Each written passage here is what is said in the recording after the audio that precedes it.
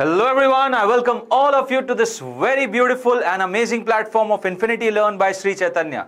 क्या हाल है यार आप लोगों के? सब बढ़िया होना चाहिए एंड हम बहुत ही जल्द एक बहुत अमेजिंग सा टॉपिक स्टार्ट करने वाले हैं इलेक्ट्रोस्टैट्स में, जिसका नाम है गॉस लॉ। बहुत इंपॉर्टेंट टॉपिक होता है बच्चों, बहुत ही ज्यादा इंपॉर्टेंट टॉपिक। और इलेक्ट्रिक फील्ड लाइंस को तो यूं चुटकियों में आंसर निकालने के लिए सबसे बेहतरीन हथियार होता है गॉस लॉ का। तो फटाफट यार जितने भी लोग हो अपने सारे कामों को साइड में रखो और आ जाओ, मजेदार सेशन होने वाला है नीट धैर्य का। किनके लिए है धैर्य बैच? उन लोगों के लिए है जो कि चाहते हैं नीट 2024 में अपनी रैंक देखना, अपनी रैंक सिक्योर करना।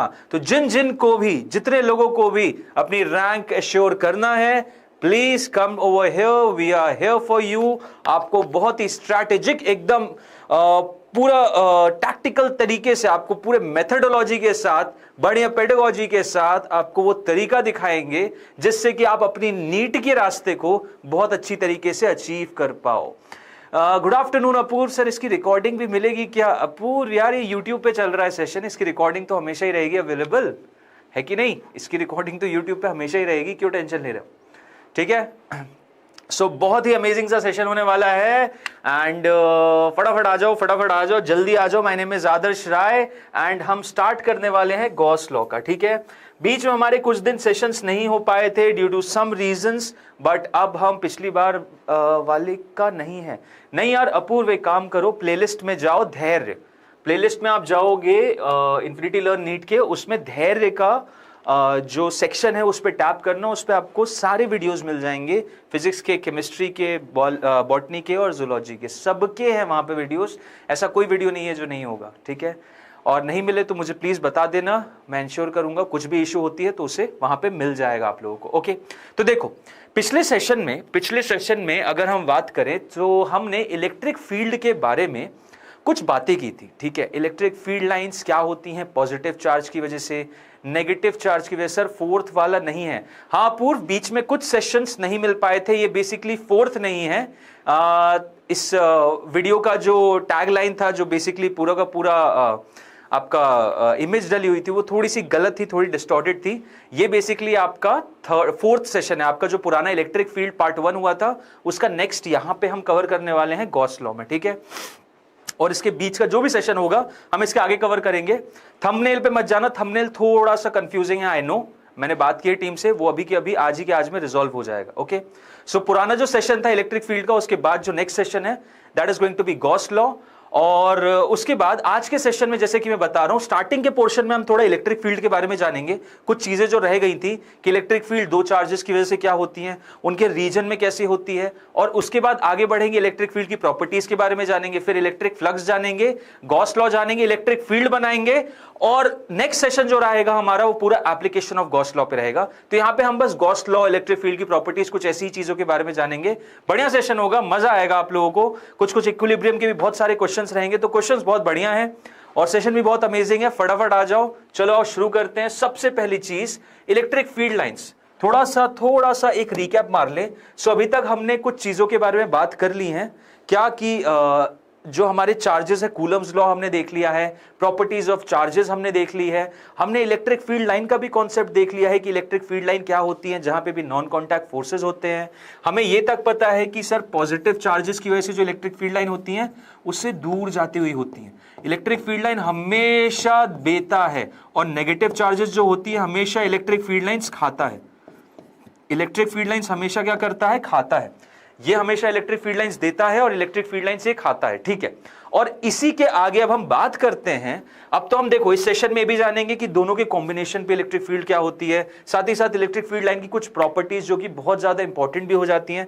सबसे पहली चीज, इलेक्ट्रिक फील्ड लाइंस क्या है भाई? Electric field lines are imaginary lines tangent to which at any point gives the direction of electric field line at that particular point। ठीक है, बिल्कुल सही। अब देखो मतलब कि अगर आपकी इलेक्ट्रिक फील्ड लाइन कुछ कर्व्ड है, सपोज इस तरीके से कर्व्ड है, ये इलेक्ट्रिक फील्ड लाइन रीजन में कुछ इस तरीके से, आप देखोगे कैसे होती है, but electric field line suppose करो इस रीजन में। अब सपोज करो मुझे स्टॉप मोस्ट पॉइंट पे इलेक्ट्रिक फील्ड लाइन पता करना है, क्या करूंगा, एक टैंजेंट बनाऊंगा, जो टैंजेंट का डायरेक्शन होगा वही मेरी इलेक्ट्रिक फील्ड लाइन का डायरेक्शन होगा। सिंपल सी चीज। अगर मुझे यहां पे पता करना है तो यहां पे क्या होगा, जो भी आप टैंजेंट बनाओगे सर वो मैग्नीट्यूड उसी डायरेक्शन में इलेक्ट्रिक फील्ड लाइन होगी।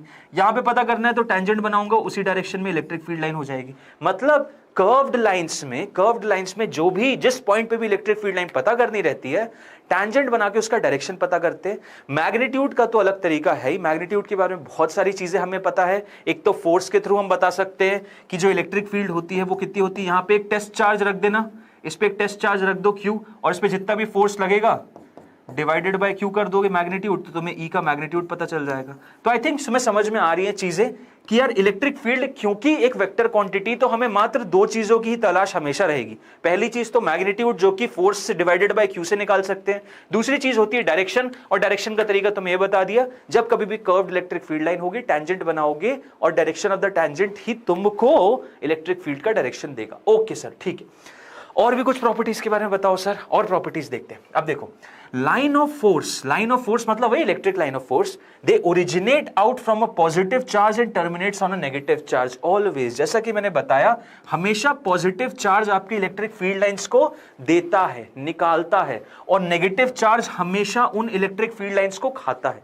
इलेक्ट्रिक फील्ड लाइंस पे ही सारी की सारी नेगेटिव चार्ज पे ही सारी की सारी इलेक्ट्रिक फील्ड लाइंस हमेशा जाके एंड हो जाती हैं। ठीक है। If there is only one positive charge, then the line starts from the positive charge and terminates at infinity. बिल्कुल सही बात। अगर पॉजिटिव चार्ज है यहाँ पे, तो यहां से इलेक्ट्रिक फील्ड लाइन निकलेगी और कहां तक जाएगी, ये जाएगी इन्फिनिटी तक। इन्फिनिटी पे जाके डेड, इन्फिनिटी पे जाके खत्म हो जाती है। ओके सर, ठीक है। If there is only one negative charge, बस मात्र एक नेगेटिव चार्ज है, तो line start from infinity and terminate on that negative charge. मतलब मान लो बस एक नेगेटिव चार्ज है, तो भाई इन्फिनिटी से ही इलेक्ट्रिक फील्ड लाइन आएगी और कहां पे जाके खत्म होगी, नेगेटिव चार्ज पे। सिंपल सी चीज। अगर पॉजिटिव और नेगेटिव है तब तो बता दूंगा, पॉजिटिव से उठेगी नेगेटिव में जाएगी, लेकिन अगर मात्र सिंगल पॉजिटिव और सिंगल नेगेटिव है तो वहां से शुरू होगी और इन्फिनिटी पे खत्म हो जाएगी। ठीक है, ओके सर, बढ़िया। फील्ड लाइंस कभी क्रॉस नहीं करती एक दूसरे को। Field lines never ever cross each other. Why field lines never cross each other? Because देखो, अगर सपोज ये भी फील्ड लाइन है और ये भी फील्ड लाइन है, तो दो फील्ड लाइन ने क्रॉस कर दिया, तो प्रॉब्लम क्या हो जाएगी, इनके पॉइंट ऑफ इंटरसेक्शन पे जहां पे चार्ज अगर रख दिया तो उसको समझ ही नहीं आएगा कि इधर जाऊं कि उधर जाऊं। चार्ज अगर इधर रख दिया पॉइंट ऑफ इंटरसेक्शन पे, तो उसको समझ ही नहीं आएगा भाई इस तरफ जाना है उस तरफ जाना है। तो यहीं पे कॉन्सेप्ट आ जाता है principle of superposition of electric field lines का, कि जहां पे भी आपको सिनेरियो दिखता है कि फील्ड लाइन क्रॉस हो रही है, जहां पे भी सिनेरियो दिखता है कि इलेक्ट्रिक फील्ड लाइन क्रॉस हो रही है, वहां पे सिंपल सी चीज क्या हो जाएगी, वहां पे आपको इनका नेट वेक्टर सम लेना पड़ेगा। मतलब यहां पे देखो इधर है, यहां पे इधर है, तो इसको इधर बनाता हूं, ये पॉइंट ये रहा, इधर इलेक्ट्रिक फील्ड, इधर इलेक्ट्रिक फील्ड, इनका नेट सम कहां आएगा, यहां बीच में, इस डायरेक्शन में नेट इलेक्ट्रिक फील्ड आ जाएगी। और ये जो नेट है, ये जो आप नेट देख रहे हो, इसी डायरेक्शन में चार्ज मूव करेगा। मतलब चार्ज अगर यहां पे रख दिया तो चार्ज इसी नेट के अलोंग ही मूव करेगा। समझ रहे हो बात को? हाँ जी sir. So electric field line कभी भी क्रॉस नहीं करती एक दूसरे को। इलेक्ट्रिक फील्ड लाइन जहां कहीं भी इंटरसेक्शन का सिनेरियो बनता है, तो इंटरसेक्शन के सिनेरियो में चार्जेस जिस डायरेक्शन में नेट इलेक्ट्रिक फील्ड है उसी डायरेक्शन में चार्ज मूव होता है। ठीक है सर। नेक्स्ट चीज, electric field lines produced by static charges do not form closed loop. कभी भी क्लोज्ड लूप नहीं बनाती हैं, कभी भी क्लोज्ड लूप नहीं बनाती। ये क्लोज्ड लूप का फंडा पता है कहां आता है? ये आता है आपका जब इलेक्ट्रिक फील्ड लाइन प्रोड्यूस होती है मैग्नेटिक फ्लक्स के चेंज होने से। मतलब ईएमएफ के जब चेंज, ईएमएफ जब भी इंड्यूस होगा, तो वहां पे जो भी इलेक्ट्रिक फील्ड लाइंस रहेंगी वो क्लोज लूप बनाएंगी। लेकिन इलेक्ट्रोस्टैटिक फील्ड लाइंस कभी भी क्लोज लूप नहीं बनाती। इसको नोट बना के लिख लो। क्यों नहीं बनाती? क्योंकि भाई इलेक्ट्रोस्टैटिक फील्ड लाइंस जो होती हैं, वो आपकी कंजर्वेटिव फील्ड लाइंस होती हैं। Electrostatic field lines are conservative in nature. They are what? They are conservative in nature.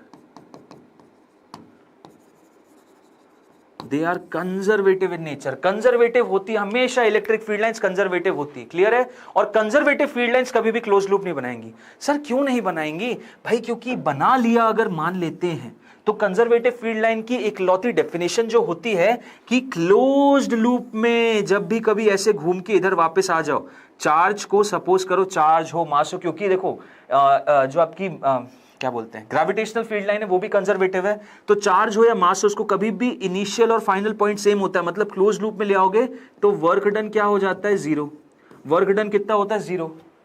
ठीक है। अब यहां पे सपोज करो इलेक्ट्रिक फील्ड लाइन क्लोज है, तो यहां पे अगर मैं चार्ज को मूव कराऊंगा तो देखो यहां पे चार्ज है तो उस पर एक फोर्स लगेगा Q इंटू ई, और डायरेक्शन भी इधर ही है dx, तो dx dx की डायरेक्शन में हो रहा है, तो इंटीग्रेशन जब f डॉट dx करूंगा तो जीरो नहीं आएगा, जीरो नहीं आएगा, क्योंकि फोर्स हर डायरेक्शन पे चेंज हो रहा है, फोर्स चेंज हो रहा है हर डायरेक्शन पे, तो आपकी dx के साथ जीरो एंगल बना रहा है। अल्टीमेटली तुम्हें बस इतनी समझने की बात है कि इस सिनेरियो में जब चार्ज मूव होगा तो वर्क डन जीरो नहीं होगा, वर्क डन आ जाएगा, और वर्क डन आ जाएगा तो इस मेजर डेफिनेशन को वॉयलेट कर देगा।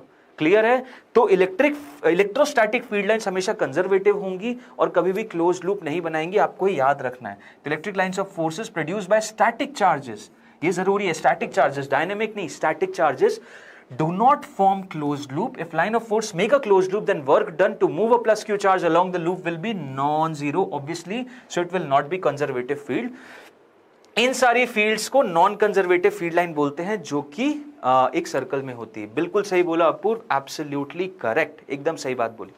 चलो सर आगे बढ़ते हैं, अगली प्रॉपर्टी, ये बहुत इंपॉर्टेंट प्रॉपर्टी है, क्योंकि इससे आप डिफाइन भी कर सकते हो, इससे रिलेटेड जो सवाल आए हुए हैं प्रीवियस ईयर क्वेश्चंस में वो भी अभी हम देखेंगे और जानेंगे कि यार ये क्यों इंपॉर्टेंट भी हो जाती है। कि density of field lines around a given point indicate the strength of the field at that particular point. जैसे कि इस एग्जांपल को लेते हैं, यहां पे इलेक्ट्रिक फील्ड लाइन कुछ इस तरीके से जा रही है, ठीक है, यहां पे आप देख सकते हो इलेक्ट्रिक फील्ड लाइन कुछ इस तरीके से जा रही है। अब अगर इलेक्ट्रिक फील्ड लाइन कुछ इस तरीके से जा रही है तो यहां पे अगर आप डेंसिटी देखोगे, एक पर्टिकुलर क्रॉस सेक्शनल एरिया बनाते हो, ठीक है, तो आप देखोगे कि यहाँ पे इतने छोटे से एरिया से 4 इलेक्ट्रिक फील्ड लाइन क्रॉस हो रही हैं। बट यहाँ पे वही मैं इमेजिनरी सरफेस बनाऊंगा तो यहाँ पे देखूंगा सर बड़ा एरिया हो रहा है और नंबर ऑफ फील्ड लाइंस तो सेम है, तो डेंसिटी यहाँ पे ज्यादा है, यहाँ पे डेंसिटी कम है। सिंपल सी चीज, यहाँ डेंसिटी ज्यादा है, यहाँ डेंसिटी कम है, और क्योंकि यहाँ डेंसिटी कम है, तो यहाँ मैं क्या बोल सकता हूँ, यहाँ पे इलेक्ट्रिक फील्ड लाइंस का स्ट्रेंथ बहुत ही ज्यादा कम होगा,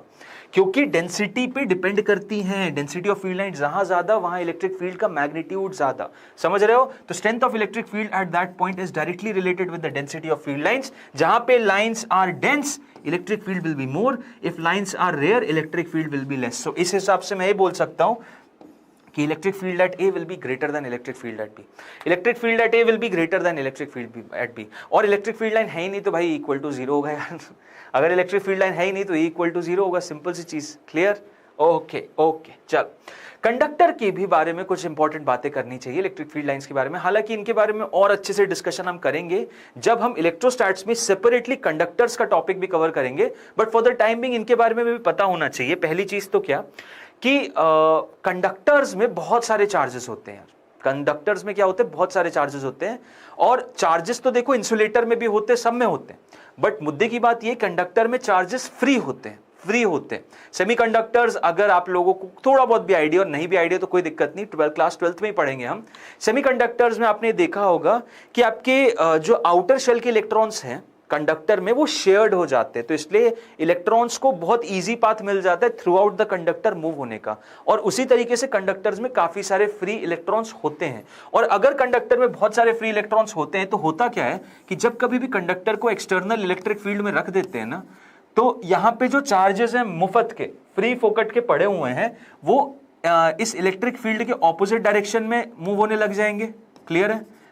ये चीज तो तुम लोगों को भाई रट लेना चाहिए यार। पॉजिटिव चार्ज है, नेगेटिव चार्ज है, तो इलेक्ट्रिक फील्ड अगर इस तरीके से बनाई है, मैंने लास्ट लेक्चर में ही बताया था, पॉजिटिव चार्ज पे हमेशा जो फोर्स लगेगा वो in the direction of external electric field लगेगा, और नेगेटिव चार्ज में जो फोर्स लगेगा opposite to the direction of electric field लगेगा। दोनों का मैग्नीट्यूड Q इंटू ई होता है, दोनों का मैग्नीट्यूड Q इंटू ई होता है, सिंपल सी चीज, ठीक है? ओके, अब तो नेगेटिव चार्जेस जितने भी हैं, नेगेटिव चार्जेस जितने भी, उन पे फोर्स लगेगा और वहां ये इधर आके डिपॉजिट हो जाएंगे। अब यहां पूरे एरिया से नेगेटिव चार्जेस, जिन एटम से नेगेटिव चार्ज निकल के आ रहा है वो एटम्स टुवर्ड्स राइट हो जाएंगे। सो यहां पे पॉजिटिव चार्ज अकुमुलेट हो गया। अब ये पॉजिटिव और नेगेटिव का अलगाव मतलब नेगेटिव उधर जाना पॉजिटिव उधर जाना तब तक चलता रहेगा जब तक इनकी वजह से भी एक इलेक्ट्रिक फील्ड लाइन एस्टैब्लिश इस तरीके से ना हो जाए जो कि एक्सटर्नल इलेक्ट्रिक फील्ड को अंदर शून्य के बराबर कर दे। समझ रहे हो? इसके बारे में हम बात करेंगे कंडक्टर्स में। अभी आपको एक बहुत अच्छा सा इंसाइट दे रहा हूं, एक ब्रीफिंग दे रहा हूं कि क्योंकि बहुत ज्यादा चार्जेस हैं कंडक्टर के अंदर, एक्सटर्नल इलेक्ट्रिक फील्ड में जैसे ही रखा, जितने भी फ्री फोकट के फ्री चार्जेस थे वो इस एक्सटर्नल इलेक्ट्रिक फील्ड की वजह से अलग अलग होने लग गए, यहां डिपॉजिट होने लग गए। डिपॉजिट होने की वजह से इन चार्ज डिस्ट्रीब्यूशन की वजह से भी एक इलेक्ट्रिक फील्ड एस्टैब्लिश हो गई अंदर, और वो उतनी देर तक बढ़ती जाएगी जब तक कि वो इंड्यूस्ड इलेक्ट्रिक फील्ड, ये इंड्यूस्ड इलेक्ट्रिक फील्ड आपकी एक्सटर्नल इलेक्ट्रिक फील्ड के बराबर नहीं हो जाती। ये आपकी ये इंड्यूस्ड इलेक्ट्रिक फील्ड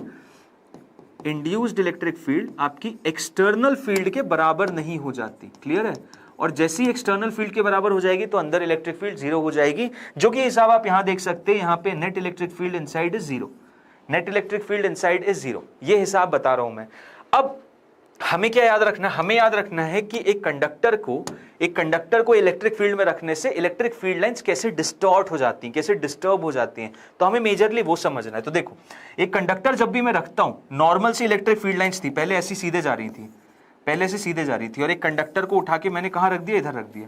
तो इलेक्ट्रिक फील्ड लाइंस थोड़ी ऐसे डिस्टॉर्ट हो जाएंगी। क्यों डिस्टॉर्ट होंगी? डिस्टॉर्ट होने का रीजन है क्योंकि देखो, अगर यहां पे ये देख सकते हो आप, थोड़ा सा इसमें कर्व नेचर आया। कर्व नेचर इसलिए आया क्योंकि आप देखो हर पॉइंट पे इलेक्ट्रिक फील्ड लाइन परपेंडिकुलर आ रही है, हर पॉइंट पे परपेंडिकुलर आ रही है। किसके? सरफेस के उनको परपेंडिकुलर होना पड़ेगा। क्यों होना पड़ेगा?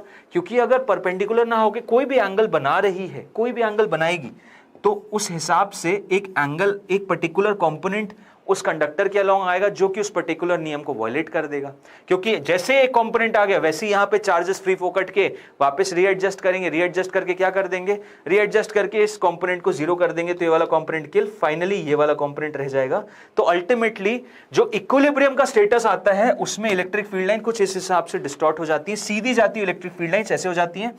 सरफेस पे परपेंडिकुलर, अंदर की बात करूं तो अंदर जीरो, अंदर इलेक्ट्रिक फील्ड जीरो रहेंगी, और सरफेस की बात करूं तो वो इस हिसाब से रहेंगी ताकि परपेंडिकुलर हो जाए। ठीक है? आई थिंक सबको समझ में आ गया। तो इलेक्ट्रिक फील्ड लाइंस कंडक्टर की वजह से इस हिसाब से डिस्टॉर्ट हो जाती है। ठीक है? अब इलेक्ट्रिक फील्ड लाइन के बारे में अगर हमने पूरी जन्म कुंडली समझ ली है, समझ में आ गया कि इलेक्ट्रिक फील्ड लाइन क्या होती है, तो अब बात करते हैं एक बहुत इंपॉर्टेंट से कॉन्सेप्ट की, इलेक्ट्रिक फ्लक्स की, जिससे हमें electric field due to continuous charges के बारे में जानकारी बहुत अच्छी तरीके से मिलेगी। ठीक है? सो आओ इलेक्ट्रिक फ्लक्स के बारे में कुछ बहुत अच्छी जानकारियां लेते हैं। ठीक है?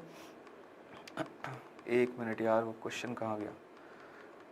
अच्छा, इलेक्ट्रिक फ्लक्स जाने से पहले यार मैं कुछ सवाल भी आपसे करवाना चाहता हूं।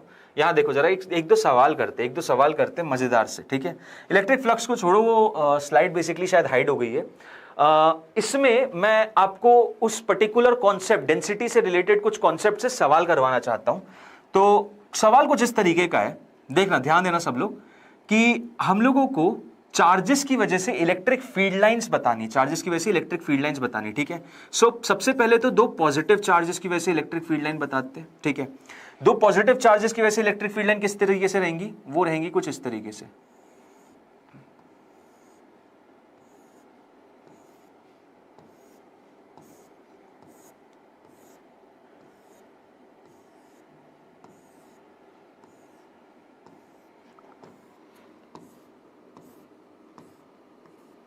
ये हो जाता है पॉजिटिव चार्जेस की वजह से डायरेक्शन कुछ इस तरीके का।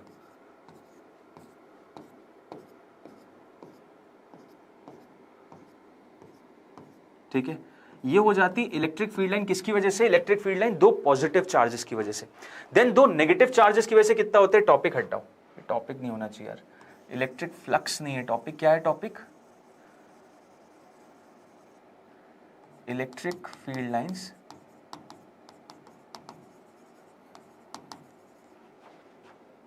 Due to combination of charges.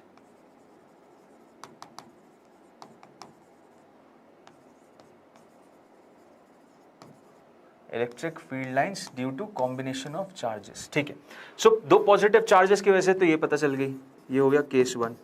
Case one क्या है? Two positive charges, two positive charges. ठीक है, केस टू पे चलते हैं, केस टू पे चलते हैं।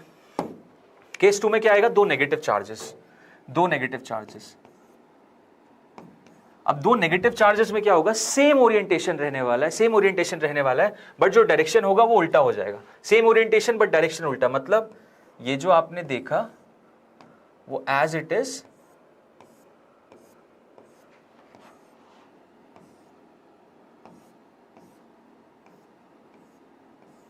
बट डायरेक्शन क्या रहेगा? इनटू, क्योंकि नेगेटिव चार्ज हमेशा खाता है, नेगेटिव चार्ज हमेशा क्या करता है भाई? खाता है, तो डायरेक्शन ये रहेगा। ठीक है, तो हमने केस टू भी बता दिया। केस टू क्या है? Case two is because of two, case two is because of two negative charges. Clear? Okay sir. अब केस थ्री बताओ सर, केस थ्री क्या होगा? केस थ्री हो जाएगा आपके एक पॉजिटिव और एक नेगेटिव चार्ज की वजह से। तो एक पॉजिटिव और एक नेगेटिव चार्ज की वजह से कितना होगा? एक पॉजिटिव और नेगेटिव चार्ज की वजह से, तो पॉजिटिव इधर बनाया, नेगेटिव इधर बनाया। क्लियर? अब इसका जो कुछ इस तरीके का रहेगा,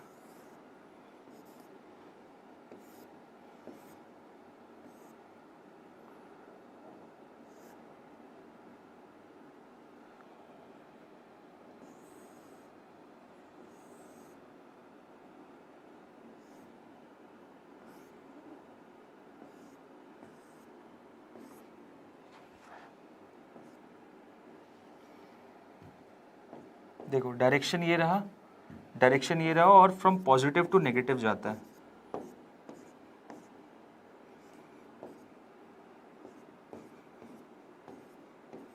clear?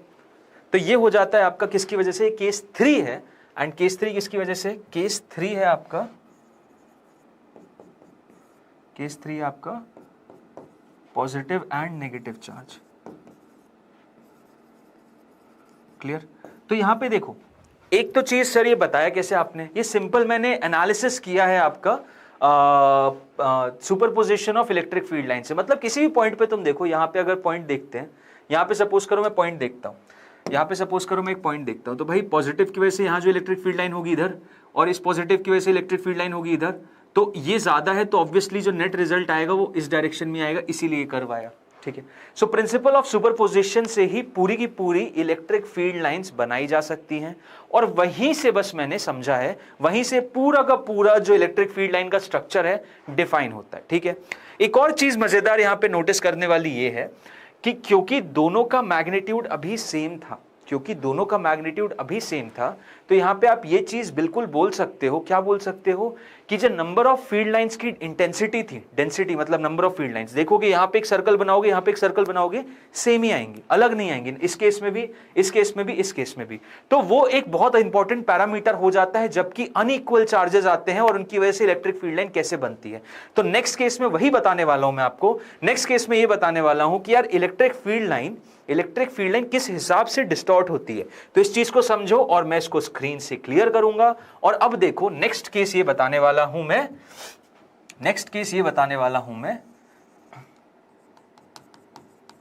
Electric field lines due to combination of charges,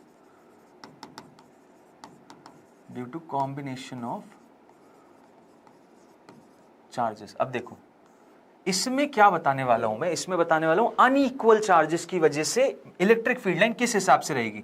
मतलब सपोज करते हैं यहां पे प्लस क्यू चार्ज रखा है और यहां पे रखा है, इसमें भी दो केसेस बनाएंगे यार, इसमें भी दो केसेस बनाएंगे। देखो यहां पे रखा हुआ है, सपोज करते हैं एक प्लस 2q चार्ज और यहां पे रखा है एक माइनस q चार्ज। ऑब्वियसली ये मैग्नीट्यूड में ज्यादा है, ये मैग्नीट्यूड में ज्यादा है। अब देखो मैंने आइडिया तो आपको दे दिया, एक पॉजिटिव नेगेटिव का कैसा होगा, एक नेगेटिव पॉजिटिव का कैसा होगा, दो नेगेटिव का दो पॉजिटिव का कैसा होगा, सबका आपको नेचर पता हुआ है। अब करोगे क्या, जब भी अनइक्वल चार्जेस का सिनेरियो आता है, डेंसिटी जहां पे चार्ज का मैग्नीट्यूड ज्यादा है उसके नियर बाय ज्यादा बना दोगे। समझ रहे हो बात को? यही एक एनालिसिस यूज भी करोगे। कल को 4 ऑप्शन अगर आपको देते हैं कि इसमें से बताओ कौन सा करेक्ट है, यही एनालिसिस यूज होता है। पहला एनालिसिस तो आपको हमेशा एक चीज ये याद रखनी है, जो इसमें नोट रहते हैं, जो फॉलोइंग पॉइंट्स आपको हमेशा याद रखने रहते हैं बनाने से पहले। तो पॉइंट नंबर 1 तो याद रखना है कि पॉजिटिव चार्ज देता है इलेक्ट्रिक फील्ड, ठीक है, पॉजिटिव चार्ज देता है इलेक्ट्रिक फील्ड, ठीक है, और नेगेटिव चार्ज खाता है इलेक्ट्रिक फील्ड, ठीक है, नेगेटिव चार्ज भैया आपकी खाता है इलेक्ट्रिक फील्ड। थर्ड पॉइंट जो नोट करने वाला ये है कि जो इलेक्ट्रिक फील्ड लाइन की इंटेंसिटी है, जो नंबर ऑफ फील्ड लाइंस पे डिपेंड करती है, ठीक है। So number of field lines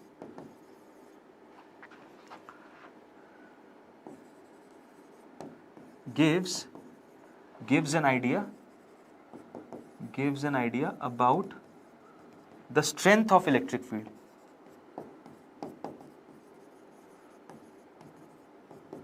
ठीक है। तो भाई ये इंपॉर्टेंट 3 पॉइंट तो हमेशा याद रखने, और इन्हीं की हेल्प से हम बता भी देंगे कि पॉजिटिव चार्ज हमेशा देता है और नेगेटिव चार्ज हमेशा खाता है।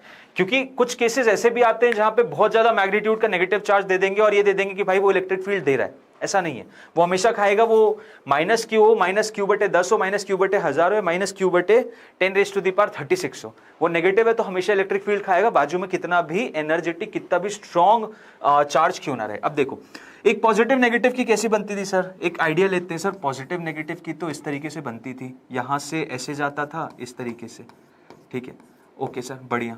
अब कैसे मैं इसको डिस्टॉर्ट करूं कि यहां पे फील्ड लाइंस की इंटेंसिटी ज्यादा आ जाए? ऑब्वियसली यहां पे दूरी बढ़ा दो और इस बल्ज को थोड़ा सा इधर शिफ्ट कर दो, इस बल्ज को, इस पूरे जो विड्थ है इसको थोड़ा छोटा करो और बल्ज को उधर शिफ्ट करो। देखो बल्ज को उधर शिफ्ट करने का मतलब ये है कि कुछ इस तरीके का अरेंजमेंट रखो। एक तो सीधी लाइन ये रही, एक सीधी लाइन ऐसी गई, एक सीधी लाइन ऐसी गई, एक सीधी लाइन ऐसी गई,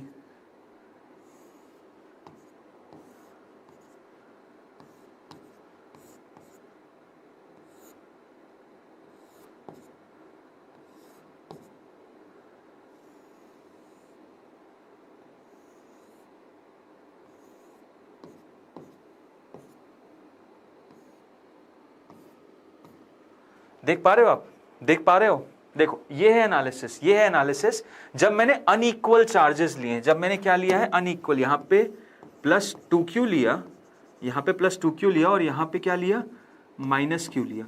तो -q और +2q में क्या अंतर आ गया कि +2q में क्योंकि डेंसिटी ज्यादा थी, यहां नंबर ऑफ फील्ड लाइंस आप देख सकते हो बहुत सारी है, क्योंकि यहां पे चिपक गई इलेक्ट्रिक फील्ड लाइन, चिपक गई तो नंबर ऑफ फील्ड लाइंस बढ़ गई। और यहां पे जो बल्ज था ना, ये जो बल्ज बाहर निकला हुआ था, इसको मैंने टुवर्ड्स नेगेटिव चार्ज प्लेस कर दिया। तो यहां पे देख सकते हो आप, एक इंटेंसिटी कर्व बनाओगे तो कम नंबर ऑफ फील्ड लाइंस है, क्योंकि उनके बीच की दूरी बढ़ गई है, उनके बीच की दूरी बढ़ गई है। तो इस हिसाब से आप अनइक्वल चार्जेस के लिए ये एस्टैब्लिश कर सकते हो। यही तरीका है आपका बताने का, जब कभी भी अनइक्वल चार्जेस की वजह से इलेक्ट्रिक फील्ड लाइंस रहेंगी तो इंटेंसिटी यहां पे आप देखो, इंटेंसिटी यहां पे थोड़ी कम दिख रही है आपको पूरे सराउंडिंग रीजन में, जो नंबर ऑफ फील्ड लाइंस है वो कम हो गई, और यहां पे जो नंबर ऑफ फील्ड लाइंस है वो ज्यादा हो गई। तो इस हिसाब से बता सकते हो हाँ जी सर ये करेक्ट आंसर है, ठीक है। क्यों करेक्ट आंसर होगा? क्योंकि +2q के आसपास इलेक्ट्रिक फील्ड लाइन ज्यादा, उसकी स्ट्रेंथ ज्यादा होगी। रीजन बीइंग क्योंकि मैग्नेटिक, इसका जो चार्ज है बहुत ज्यादा है ना, इसका चार्ज बहुत ज्यादा है, तो इसके नियर बाय रीजन में जो स्ट्रेंथ होगी इलेक्ट्रिक फील्ड लाइन की वो ऑब्वियसली ज्यादा होगी एज कंपेयर टू इसका near by reason.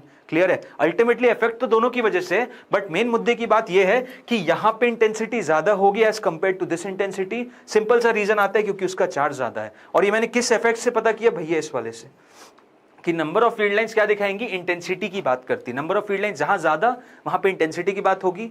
Negative charge खाता है, पॉजिटिव चार्ज हमेशा देता है, ये दो पॉइंट तो हमें पता ही है, और अगर ये पता है तो हम बड़े आराम से इस क्वेश्चन को सॉल्व कर सकते हैं, ठीक है। सो इस टाइप के सवाल आते हैं, इस टाइप के सवाल किस तरीके से आते हैं कि which one of the following is correct, which one of the following is correct, कि यार आपके 4 ऑप्शन दे देंगे, पॉजिटिव नेगेटिव चार्जेस का एक कॉम्बिनेशन दे देंगे, और वहां उस कॉम्बिनेशन में आपसे पूछा जाएगा कि बताओ इनमें से कौन सा सही है, इनमें से कौन सा गलत है, ठीक है। सो कुछ कुछ तो ये इसी से पता चल जाते हैं, प्रीवियस ईयर क्वेश्चन के एनालिसिस पे बता रहा हूं कि कुछ कुछ में तो नेगेटिव चार्ज पे बोलते हैं कि भाई इलेक्ट्रिक फील्ड दे रहा है, उससे एलिमिनेट कर लेना, और बाकी इस पर्टिकुलर फंडे से आप यूज करके भी एलिमिनेट कर सकते हो। ये आपको काफी हेल्प करेंगे इलेक्ट्रिक फील्ड के एनालिसिस पे, ठीक है। सो आई थिंक ये दोनों ही पॉइंट्स क्लियर हैं। ये इलेक्ट्रिक फील्ड के बारे में जानकारी लेना बहुत जरूरी था।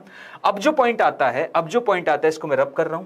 अब पॉइंट आता है सिंपली इलेक्ट्रिक फील्ड लाइंस की वैल्यूज याद रखने का। एक प्रॉपर फ्लो में चल रहे हैं। अभी तक हमने क्या क्या किया यार?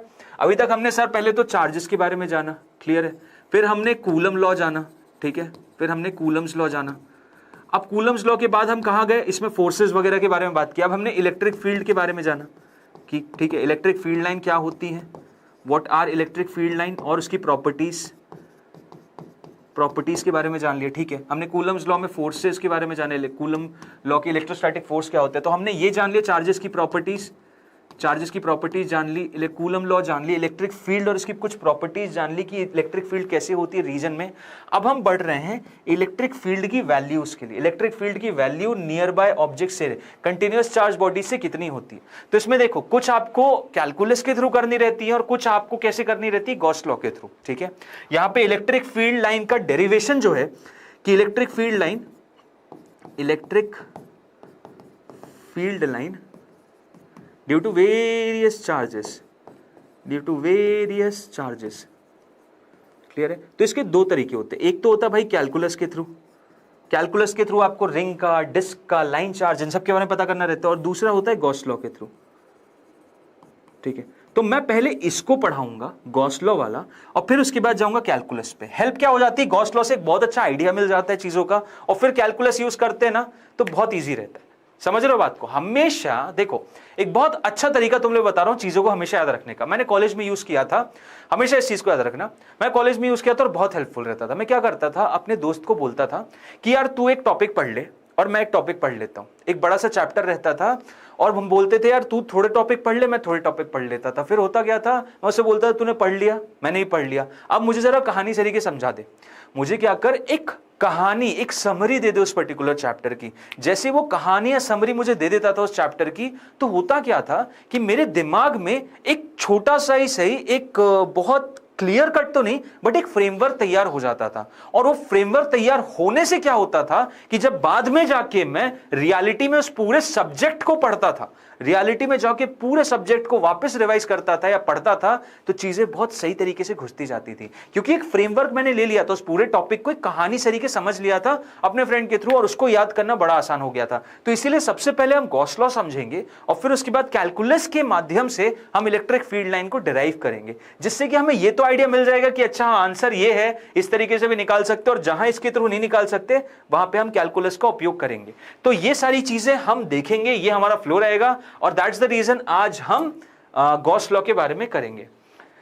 हाय संदीप यार, how are you buddy, how are you. Hello Ajay, कैसे हो? अजय बता दो यार कैसे हो। Sandeep Kumar is asking if you are on chat. तो देखो, आओ अब शुरू करते हैं। गॉस लॉ समझने से पहले हमें इलेक्ट्रिक फ्लक्स नाम की एक चीज समझना जरूरी है। अब इलेक्ट्रिक फ्लक्स क्या होता है? तो इलेक्ट्रिक फ्लक्स बेसिकली देखो, डेफिनेशन तो होती है उसकी सिंपली आपकी integration E dot D A. अब E तो शायद सबको समझ में आ गया होगा, E होता है electric field vector. DA vector क्या होता है? डीए और ऊपर वेक्टर क्या है? डीए वेक्टर होता है स्मॉल एरिया वेक्टर। ये जो दिया हुआ है this is known as the small area vector, small area vector. अब ये एरिया वेक्टर कैसे निकालते हैं सर? ये एरिया वेक्टर कैसे निकालते हैं? ये कौन सी बला आ गई? तो देखो आओ, एरिया वेक्टर के बारे में ही थोड़ी बातें करते हैं। अब देखो, एरिया किस किस का निकालते हो पहले तो ये बताओ आप, एरिया किस किस का निकालते हो? एरिया सर हम वन डायमेंशनल बॉडी का निकालते हैं क्या? कैसी मजाक की बातें कर रहे हो यार। वन डायमेंशनल का एरिया होता है क्या? एक लाइन सीधी खींची हुई है, एक सीधी लाइन है, उसका कोई एरिया होता है ना? एरिया होता है मात्र टू डायमेंशनल बॉडीज या थ्री डायमेंशनल बॉडीज का। क्लियर? हाँ जी सर बिल्कुल। तो एरिया वेक्टर निकालने का तरीका बता रहा हूं। फॉर टू डायमेंशनल बॉडीज क्या होता है, यानी कि फॉर 2D बॉडीज, दो डायमेंशन के अलोंग डिफाइंड की बॉडीज, जैसे कि सर, जैसे कि एक डिस्क, जैसे कि एक स्क्वायर प्लेट, जैसे कि एक ट्रायंगुलर प्लेट। ओके, तो ये सब सर टू डायमेंशनल बॉडीज है। हाँ जी, यस। अब देखो इसका एरिया कितना होता है सर? तो इसका एरिया जो होता है ये तो होता है सर पाई आर स्क्वायर, है कि नहीं? हाँ यार बिल्कुल। इसका एरिया होता है सर साइड स्क्वायर, है ना? यस सर, बिल्कुल। और इसका एरिया कितना होता है? इसका ये याद है कि किसी को? यार इक्विलैटरल ट्रायंगल मान लो, तो इक्विलैटरल ट्रायंगल में ये ए हो जाता है, √3a/2 हो जाता है, तो √3a/4a²।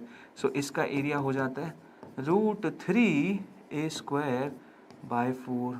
अच्छा सर, क्या बात है, क्या बात है सर। तो ये आ गया मेरा इक्विलैटरल ट्रायंगल, ये आ गया मेरा इक्विलैटरल ट्रायंगल, ये आ गया मेरा स्क्वायर, और ये आ गया मेरा डिस्क। क्लियर? ओके सर, ठीक है, क्लियर। 3 बता दिया आपने। अब बताओ इनमें एरिया वेक्टर कैसे डिफाइन करते हो? तो देखो, एरिया वेक्टर डिफाइन करने के लिए सीधी सिंपल सी चीज है, पहले तो एरिया बताओ, मैग्नीट्यूड तो पता होना चाहिए, और साथ ही साथ एरिया वेक्टर 2 डायमेंशनल बॉडीज का होता है जो भी उनका प्लेन लाई कर रहा है ना उसके परपेंडिकुलर। तो या तो इसका एरिया वेक्टर यहां हो सकता है या फिर इधर हो सकता है, इसका भी एरिया वेक्टर या तो यहां हो सकता है या इधर हो सकता है, इसका भी एरिया वेक्टर या तो यहां हो सकता है या यहां हो सकता है। समझ रहे हो बात को? मतलब अगर ये मेरा हाथ है, ये मेरा प्लेन है, तो इस प्लेन का एरिया वेक्टर या तो ऊपर हो सकता है, नीचे हो सकता है, आप पे छोड़ दिया आपको जो डायरेक्शन लेना हो, बट डायरेक्शन उस प्लेन के परपेंडिकुलर ही लेना, डायरेक्शन उस प्लेन के परपेंडिकुलर लेना। समझ गए 2 डायमेंशनल बॉडीज का? हाँ जी सर, समझ गए 2 डायमेंशनल बॉडीज का। इसी तर्ज पे 3 डायमेंशनल बॉडीज का भी डिफाइंड होता है। 3 डायमेंशनल बॉडीज का क्या होता है? फॉर 3D बॉडीज, क्योंकि 1D बॉडी का तो देखो एरिया होता नहीं, 2D बॉडी का एरिया अभी बता दिया, और बची हुई 3D बॉडीज। 3D बॉडीज में कुछ एग्जांपल बताओ सर। 3D बॉडी में एग्जांपल हो जाता है स्फीयर। क्लियर है सर? दूसरा कोई एग्जांपल बताओ सर। दूसरा एग्जांपल हो जाता है आपका सिलेंडर। ये हो गया सिलेंडर। ऐसे ही फिर आ जाता है आपका क्यूब। क्यूब भी एक एग्जांपल है। ये क्यूब भी हो गया, है ना सर? जी सर, बिल्कुल, ये क्यूब भी हो गया। ठीक है सर, ओके। अब इसमें एरिया वेक्टर कैसे डिफाइन करते हैं? तो इसमें जो एरिया वेक्टर रहता है वो बाहर के रीजन की तरफ रहता है। कहां रहता है वो? बाहर के रीजन की तरफ। मतलब अगर ये गोल सा बना हुआ है, ये गोल सा स्फीयर बना हुआ है, तो पूरा जो बाहर का आउटवर्ड रीजन है ना वो कहलाता है एरिया वेक्टर का डायरेक्शन। तो यहाँ पे पूरा एरिया वेक्टर ना डिफाइन करके स्फीयर में जैसे एक छोटा सा एरिया वेक्टर डिफाइन करते, ये इधर ये हो जाता है डीए वेक्टर। ठीक है, यहाँ पे भी छोटे छोटे डीए वेक्टर, जैसे यहाँ पे भी एक छोटा सा डीए वेक्टर इधर होगा, लेकिन ये सारे छोटे डीए वेक्टर क्योंकि एक ही डायरेक्शन में आते हैं तो फाइनली इन सबको जोड़ के मैं एक फाइनल ए वेक्टर बोल देता हूं। क्लियर है? लेकिन यहाँ पे क्या होगा, यहाँ पे एक छोटा सा डीए वेक्टर इधर है, एक छोटा डीए वेक्टर इधर है, एक छोटा डीए वेक्टर यहाँ है। क्लियर है? तो यहाँ पे हर डीए वेक्टर का डायरेक्शन अलग है, मैग्नीट्यूड भले छोटा सा सेम हो सकता है। इसकी बात करूं तो ये पूरे वाले ऊपर रीजन के लिए डीए वेक्टर डिफाइन कर सकते हो, क्योंकि ये सबका जो डीए वेक्टर होगा कहाँ होगा? ऊपर ही होगा। सारे डीए वेक्टर ऊपर होंगे, तो यहाँ पे एक ऊपर की तरफ डिफाइन कर देते हैं, A vector is equal to πr², ऊपर की डायरेक्शन में। ठीक है, ऐसे नीचे वाले का भी πr²। और ये जो कर्व्ड सरफेस एरिया है, पूरा जो कर्व्ड सरफेस एरिया, उसमें ऑब्वियसली ऐसे बाहर की तरफ होगा, उसमें ऐसे ऑब्वियसली बाहर की तरफ होगा। क्लियर है? अगर मैं एक सर्कल बनाऊं तो ये रहा बाहर की तरफ। क्लियर है? ऐसे बाहर की तरफ फैला हुआ है ना। देन नेक्स्ट चीज है क्यूब में क्या होगा, तो क्यूब में भी ये है कि उसके ऊपर वाले सरफेस पे सारे डीए वेक्टर ऊपर की तरफ, तो इसका डीए वेक्टर इधर, इसका डीए वेक्टर इधर, इसका डीए वेक्टर इधर, इसका डीए वेक्टर, ये सामने वाला रीजन उसका डीए वेक्टर इधर, पीछे वाले रीजन का डीए वेक्टर इधर। सिंपल सी चीज। क्लियर है?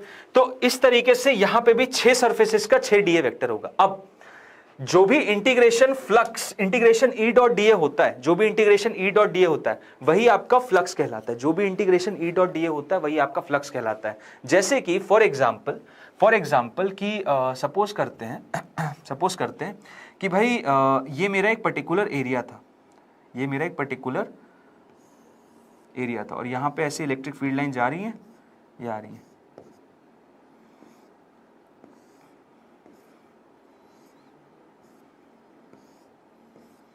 ठीक है, ये इलेक्ट्रिक फील्ड लाइन इस तरीके से निकल रही थी, इनका मैग्नीट्यूड ई था और इसका टोटल एरिया था आपका πr²। क्लियर है? अब देखो सिंपल सी चीज, इसका फ्लक्स निकालना है, इसका फ्लक्स निकालना है, बड़ी आसानी से निकाल दूंगा। कैसे निकाल दोगे सर? देखो इलेक्ट्रिक फील्ड लाइन जो है वो क्या है, आपके डीए वेक्टर की परपेंडिकुलर आ रही है क्या? सर इसका जो डीए वेक्टर होगा या तो इसके परपेंडिकुलर, मतलब ऐसी शीट रखी हुई है मेरी आंखों के सामने, इलेक्ट्रिक फील्ड लाइन ऐसी जा रही है सीधे ऐसे, और ऐसी शीट रखी है। अब इसका डीए वेक्टर या तो सर मेरी तरफ होगा या तो मेरे से दूर जाता होगा। सिंपल सी चीज, इसका डीए वेक्टर या तो मेरी तरफ होगा या इससे दूर जाता हुआ। तो इस डायरेक्शन में अगर इलेक्ट्रिक फील्ड है तो इसका डीए वेक्टर ऐसे बाहर की तरफ ले लेते हैं। तो डीए वेक्टर ये रहा सर, ये रहा डीए वेक्टर। अब देखो डीए वेक्टर हर एक पॉइंट पे डीए वेक्टर हर एक पॉइंट पे 0 डिग्री एंगल बना रहा है ना ई के साथ, तो क्योंकि 0 डिग्री एंगल बना रहा है तो जो छोटा सा फ्लक्स होगा, जो नेट फ्लक्स होगा, क्या बोल सकता हूं उसको, मैं बोल सकता हूं integration of D phi, integration of very small flux that is D phi.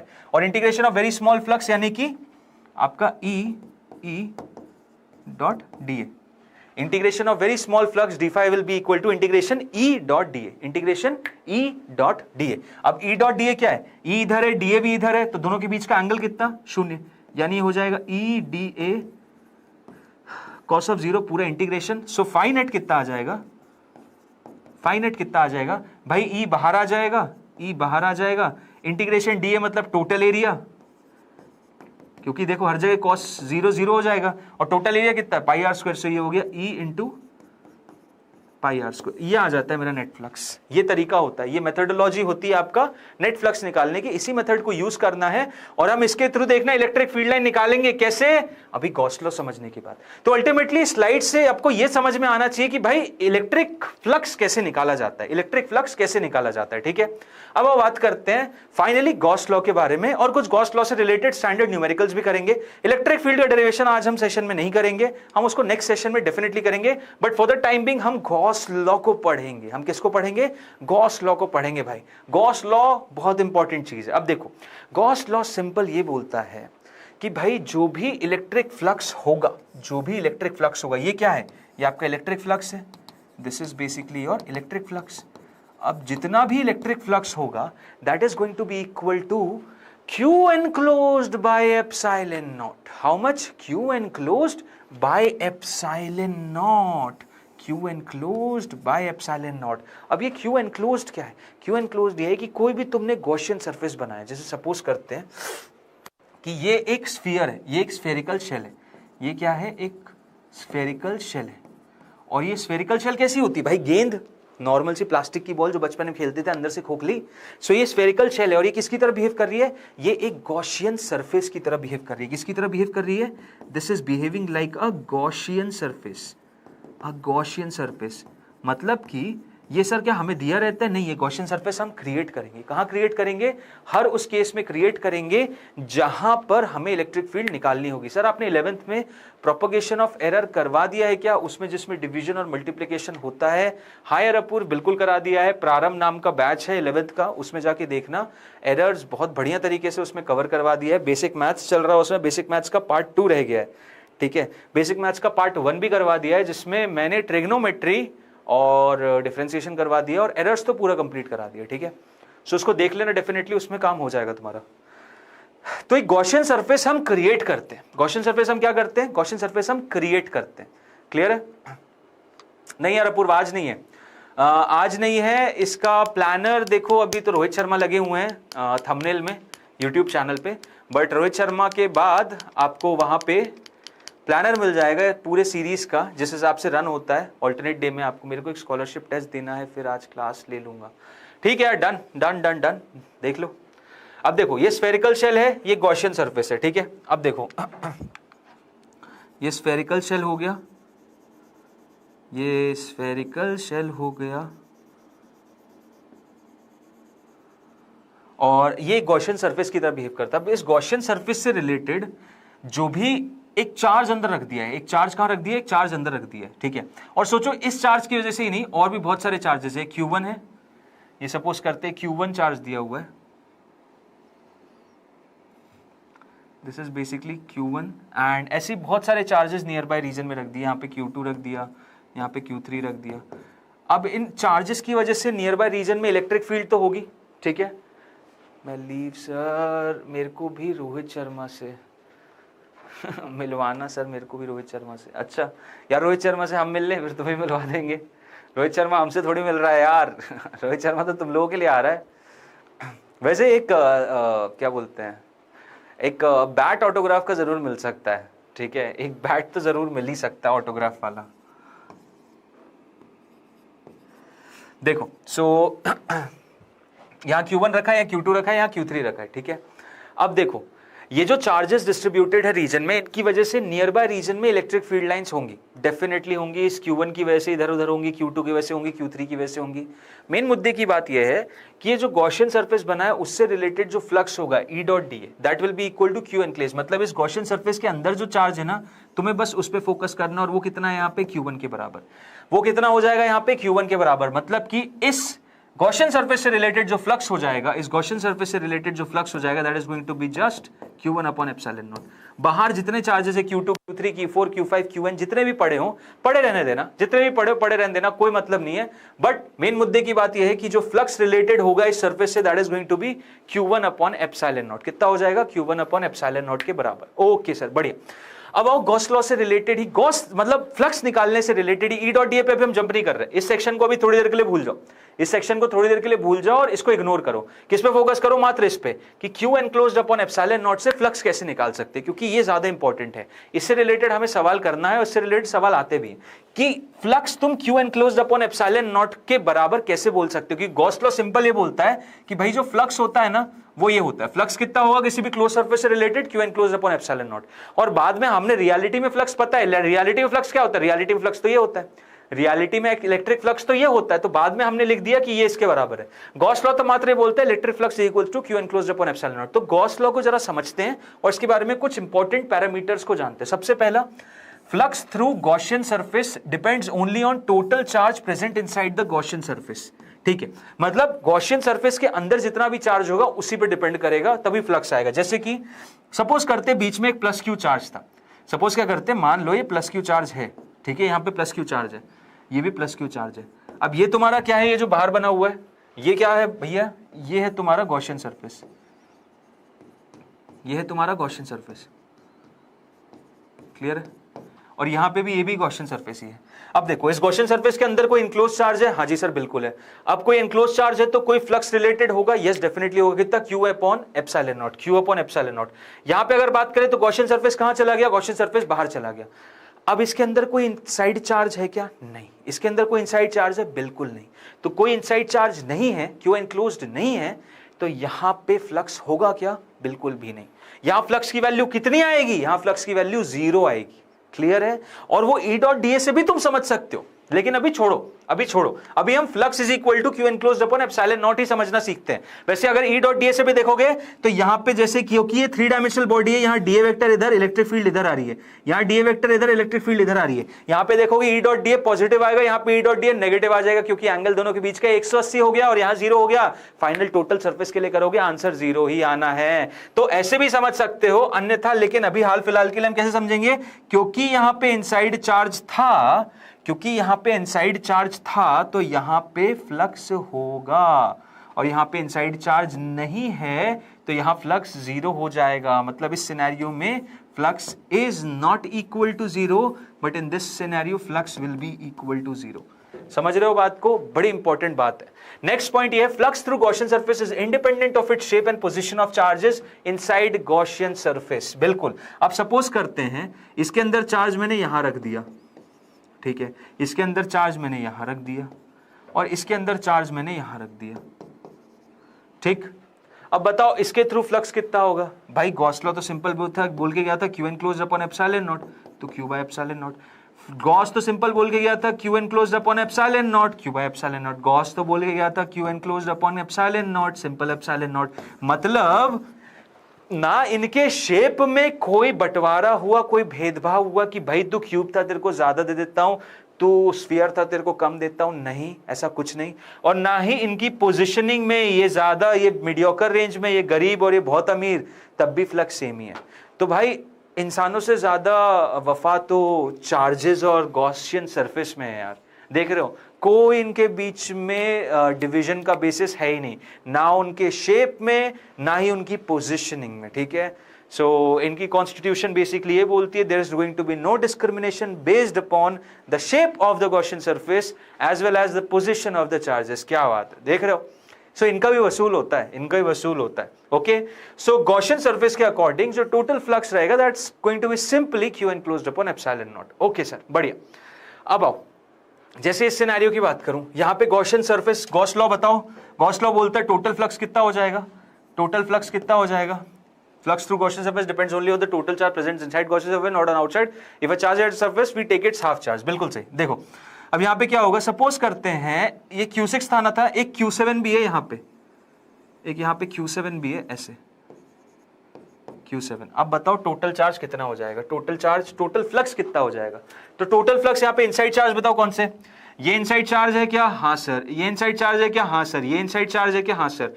तो ये 3 है इनसाइड चार्ज, जी सर बिल्कुल. आउटसाइड चार्ज कौन से हैं, आउटसाइड ये रहा, ये रहा, ये रहा. ये आउटसाइड है क्या सर, ये आधा बाहर है आधा अंदर है. तो इसका टोटल जो फ्लक्स हो जाएगा that is going to be Q enclosed upon epsilon naught. अब Q enclosed कितना है, Q enclosed कितना है सर, उसमें Q1 Q2 Q3 जोड़ेंगे और Q7 का आधा जुड़ेगा. So Q1 plus Q2 plus Q3 plus Q7 by 2 whole epsilon naught. ये हो जाएगा किसका हिसाब, ये हो जाएगा टोटल नेट फ्लक्स. ये क्या हो जाएगा, ये हो जाएगा total net flux. This is your Q enclosed upon epsilon not. This is your Q enclosed upon epsilon not. समझ में आया आप लोगों को, ये होता है आपका total Q enclosed upon epsilon not के बराबर. क्या बात है सर, बढ़िया. आओ इसी को यूज करके कुछ और चीजें पता करते हैं. Electric field intensity at the Gaussian surface is due to all the charges present inside as well as outside the Gaussian surface. बिल्कुल सही भाई. देखो इलेक्ट्रिक फील्ड गॉसियन सरफेस में बोलोगे तो इसकी वजह से भी, इसकी वजह से भी. क्लियर कट सिद्धांत यहाँ पे आप देख सकते हो. बट जो फ्लक्स होगा, फ्लक्स किसकी वजह से होगा, मात्र इनसाइड चार्ज की वजह से. Flux is only because of inside charge. But flux मतलब फील्ड लाइन और फ्लक्स में दोनों अंतर है. Flux will B only because of inside charge, because of inside charge. Clear, हाँ जी सर क्लियर.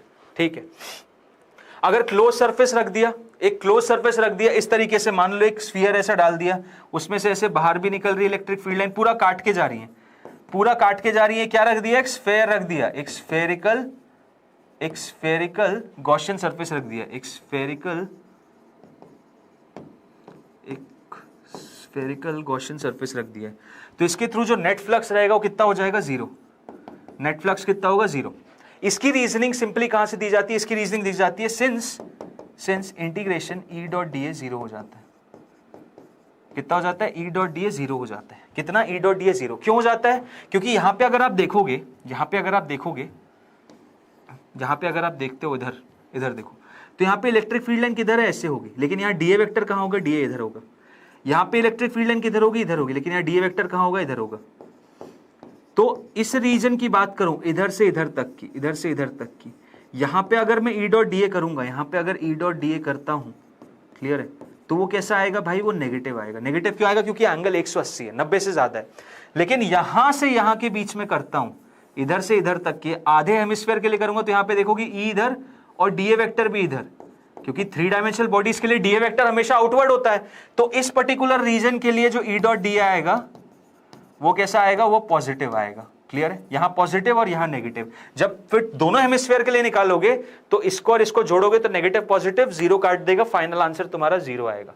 तो टोटल फ्लक्स कितना होता है, इस क्लोज सरफेस को कभी भी इलेक्ट्रिक फील्ड में रखने से टोटल इलेक्ट्रिक फ्लक्स 0 हो जाता है. यही बताया था अभी. तो अगर इस सिनेरियो में ये भी बोल सकते हो कि कोई भी चार्ज अंदर नहीं है, इस सिनेरियो में ये भी बोल सकते हो कि कोई चार्ज अंदर नहीं है. इससे एक कंक्लूजन ये भी निकाला जा सकता है, इससे कंक्लूजन ये भी निकाला जा सकता है कि since flux is equal to 0, therefore there is no net charge, there is no net charge inside the Gaussian surface, inside the Gaussian surface. Clear, Gaussian surface के अंदर बिल्कुल भी जीरो चार्ज, बिल्कुल भी चार्ज है ही नहीं. there is no net charge, there is no net charge inside the Gaussian surface. Clear है, ठीक है सर, ओके. कुछ इंपॉर्टेंट पॉइंटर्स गॉसियन सरफेस के बारे में. The surface called Gaussian surface is chosen hypothetical, it may be real और unreal और a combination of both. बिल्कुल. Integral is to be carried throughout the surface. इसके बारे में हम देखेंगे, कब देखेंगे, इसके बारे में हम जानकारी लेंगे जब हम इलेक्ट्रिक फील्ड का डेरिवेशन करेंगे. नेक्स्ट चीज, choose a surface as Gaussian surface such that the electric field is known to be either perpendicular or parallel at any point on the surface. Simple सी चीज. ओके सर, चलो आगे देखते हैं. Find the electric flux coming out from the entire cube of edge A. Okay, at the centre of which a point charge Q is placed. चलो कुछ अलग अलग केसेस हैं इसके, बहुत स्टैंडर्ड से केसेस हैं जिसके बारे में पुराने सालों में क्वेश्चन आए हैं, उनके बारे में हमें जानकारी लेना। तो सबसे पहला सिनेरियो होता है क्यूब ले लिया, उसके बीच में एक प्लस क्यू चार्ज रख दिया। एक बड़ा सा क्यूब ले लिया और इसके बीच में क्या रख दिया, एक प्लस क्यू चार्ज रख दिया। तो जो टोटल फ्लक्स हो जाता है इस पूरे सरफेस से कितना हो जाता है? सर अभी तो बताया क्यू एनक्लेज्ड अपॉन एप्सिलॉन नॉट, तो क्यू बाय एप्सिलॉन नॉट। क्या बात है, क्या बात है भाई, बहुत बढ़िया बहुत बढ़िया। अब आओ ऐसे ही इसके थ्रू पता करते हैं। तो अब ये बताओ, इसके थ्रू तुमने पता कर लिया है टोटल कितने हैं, इसकी वजह से इसके एकदम सेंटर में रखा है। कहां रखा है? एकदम सेंटर में पोजीशनड है। मतलब अगर ये टोटल इसकी एज लेंथ कितनी थी? ए थी। ये क्या था? क्यूब था। ये क्या है? एक क्यूब है। तो इसकी एज लेंथ कितनी? ए है। तो ये जो दूरी है ना इसके सेंटर से इसकी, ये a/2 होगी। इसके सेंटर से इसकी, ये भी a/2 होगी। इसके सेंटर से इसकी कितनी हो जाएगी? ये भी a/2। एकदम बीच में रखा है, इसके सेंटर से इसकी भी a/2। क्लियर है? ओके सर, बढ़िया। तो कितना है भाई? टोटल कितना है? Q upon epsilon not, total cube की वजह से, टोटल क्यूब की वजह से। तो अब उसी से रिलेटेड देखो अगला सवाल, उसी से रिलेटेड देखो अगला सवाल। क्या बता दिया कि एक चार्ज रख दिया प्लस क्यू, a/2 दूरी पे एक स्क्वायर प्लेट है जिसका एज लेंथ a है। तो बताओ इसके थ्रू फ्लक्स कितना होगा? पिछले वाले से इसका आंसर आ रहा है। कैसे भाई? यहां पे क्यूब बनाओ, यहां पे क्यूब बनाओ, यहां पे क्यूब बनाओ, ये क्यूब बनाओ। देखो बन गया क्यूब, बन गया क्या क्यूब? पहले जैसा क्यूब बना? हाँ जी सर, पहले जैसा क्यूब बन गया प्लस क्यूब। अब टोटल 6 सरफेसेस की वजह से कितना होगा? सर टोटल इसमें कितने? तो क्यूब है ना, क्यूब पे कितने फेसेस होते हैं? क्यूब में सर 6 फेसेस होते हैं, 6 फेसेस होते हैं। ओके, 1 2 3 4 5 6। अब मुझे मात्र नीचे वाले फेस की वजह से पता करना है, इसकी वजह से, क्योंकि दिया तो बस इस यही था ना, मात्र ये दिया हुआ था, इसकी वजह से पता करना है। सर तो जो टोटल फ्लक्स है, जो टोटल फ्लक्स है वो 6 के 6 में बटेगा बराबर बराबर से। समझ रहे हो कि नहीं? जो टोटल फ्लक्स होगा, जो टोटल फ्लक्स होगा पूरे 6 में बराबर बटेगा। तो एक फेस से कितना रिलेट होगा? Sir 1/6 of the total flux, है कि नहीं? जो flux related with one face होगा, एक फेस से रिलेटेड जो फ्लक्स होगा, that is going to be 1/6 of the total flux. और 1/6 ऑफ द टोटल फ्लक्स यानी Q/6 एप्सिलॉन नॉट। ये हो गया फ्लक्स रिलेटेड विद दिस। समझ रहे हो तरीका? इस तरीके से आंसर निकालना है। आओ कुछ और सिनेरियो देखते हैं। अब इसमें बहुत सारे केसेस लेना। Point charge q is placed at different locations in a cube, find the flux related with it। बहुत अलग अलग लोकेशन है और उनके थ्रू हम पता करेंगे। चलो सबसे पहला तो ये केस ये दे दिया। दूसरा एक केस है, मैं बनाता हूं। दूसरा एक केस ये हो जाएगा,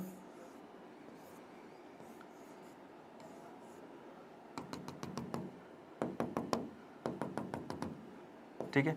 दूसरे केस में ये करते हैं, दूसरे केस में एक एज पे रख देते हैं, ठीक है। फेस पे रख दिया, एज पे रख दिया। अब उसके बाद थर्ड केस बनाते हैं, कॉर्नर पे रख दूंगा,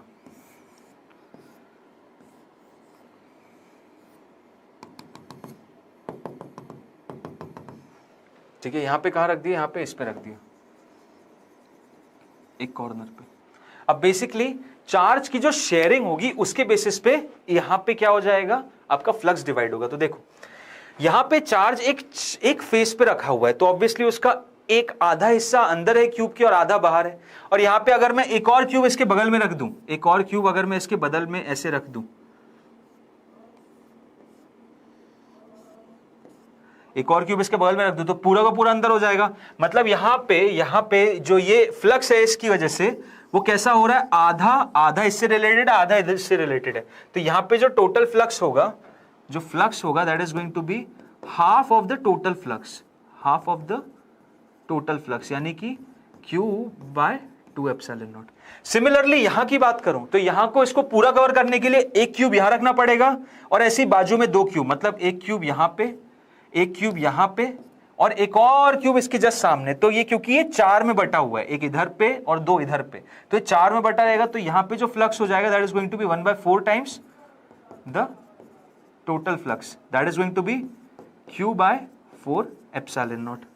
ठीक है सर, ओके। इस सिनेरियो में क्या होगा? यहां पे जो फ्लक्स है ना, यहां पे फ्लक्स 8 में बटेगा पूरा का पूरा। इसके ऊपर 2 4 ऊपर रखेंगे, 4 नीचे आ जाएंगे, तो टोटल कवर हो जाएगा। तो यहां पे 1/8 टाइम्स जो टोटल फ्लक्स होता है उसके बराबर होता है, यानी 1/8 Q बाय एप्सिलॉन नॉट। बड़े इंपॉर्टेंट से केस है और ये बहुत स्टैंडर्ड रिजल्ट है, तो ये आपको पता होने चाहिए, ठीक है। ये तीनों के तीनों सिनेरियो आपको पता होने चाहिए, और एक इनसाइड वाला तो total Q by epsilon naught ही होता है, ठीक है।